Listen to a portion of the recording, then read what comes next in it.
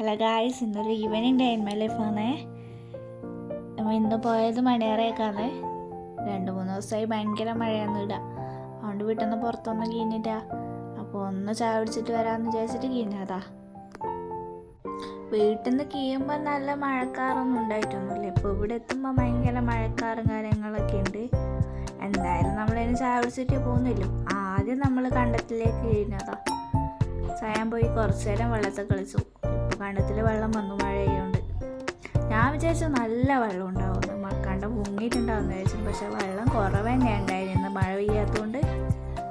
പിന്നെ സയനായിരുന്നു കുറച്ച് നേരം കല്ലെല്ലാം ഇട്ടിട്ട് കളിച്ച്. അപ്പുറത്ത് പുഴയിലെല്ലാം നല്ല വെള്ളം വന്നിട്ടുണ്ട്. പിള്ളേർ അവിടുന്ന് മീൻ പിടിക്കുന്ന കണ്ടിട്ട് നമ്മളിപ്പോൾ അത് നോക്കാൻ പോന്നാ.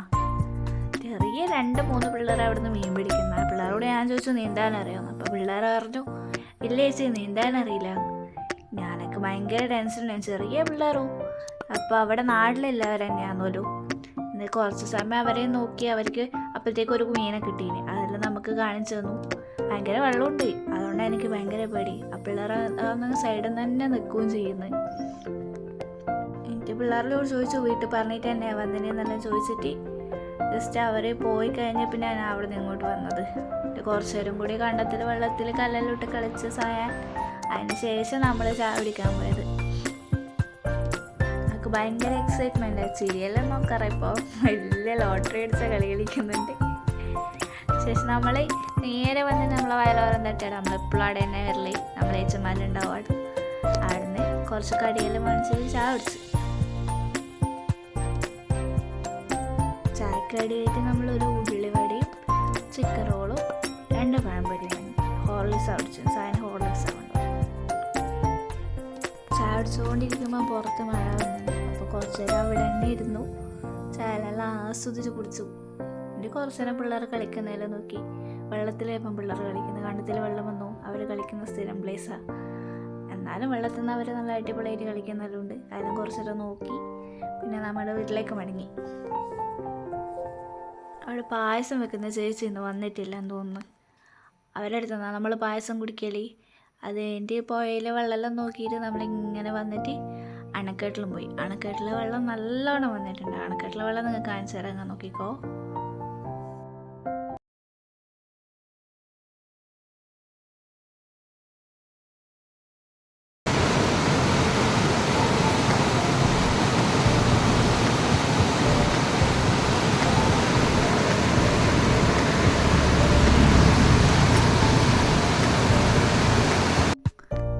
വെള്ളം നോക്കി നിൽക്കുന്ന സമയത്ത് നമുക്ക് കാനായിക്കാൻ ഓർമ്മ വന്നതിന്.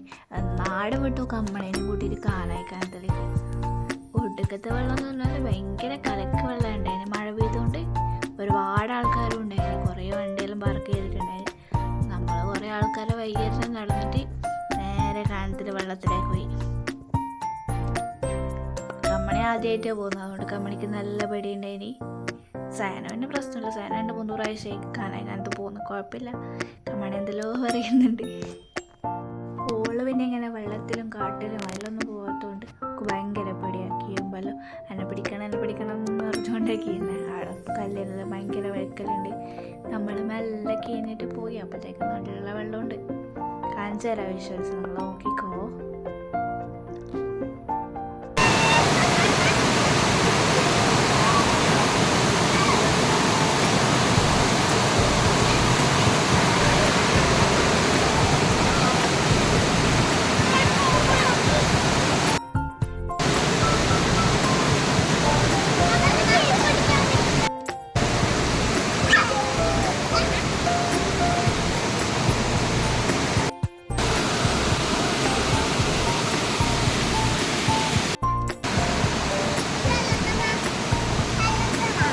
വെള്ളത്തിലെല്ലാം കളിച്ചിട്ട് നമ്മളിപ്പോൾ വേന വന്നു. മഴ വരാനായിട്ടുണ്ടായിനി. നല്ല ആൾക്കാരുണ്ട്, കുറേ വണ്ടിയെല്ലാം ഉണ്ടായിനി. ഇപ്പോൾ സീസൺ ടൈം നല്ല വെള്ളമുണ്ട്. ആർക്കെങ്കിലും കാനായിക്കാനത്തിൽ വരണമെങ്കിൽ ഇപ്പം വന്നു. നല്ല പൊളി സ്ഥലമാണ്. ഫാമിലി ആയിട്ടെല്ലാം നമുക്ക് ട്രിപ്പ് അടിക്കാൻ പറ്റിയ സമയമാണ് ഇപ്പം.